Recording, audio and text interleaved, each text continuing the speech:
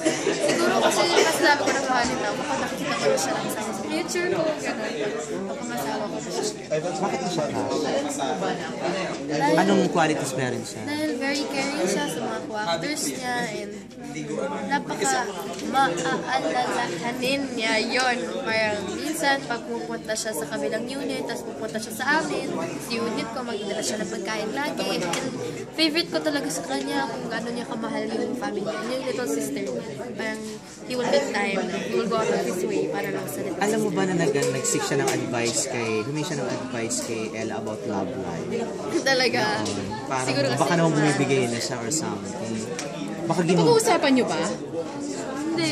Ang usually pag-uusap namin mga nonsense na bagay. As in, legit nonsense. Pag nakita niyo po mga text namin, hindi niyo po maintindihan kami. Kahit nga si Mami, ano ba naman kayo? Ba't kayo ganyan? Pati po yung Mami Ines. Ano ba naman itong dalawang to? Ang gulo-gulo. Parang gano'n lang. Hindi natakot ang mami mo na baka yun yung crush na ito mag-grow tapos di ba? Hindi naman. Tapos, dahil, ngayon po na-crush, hindi naman po siya tama. Pero syempre, she can get protective. Pagkita niya, up. Masyado, pigil-pigil pa, gano'n. Pero hindi naman po siya nagagalit dahil alam ko naman ang dapat.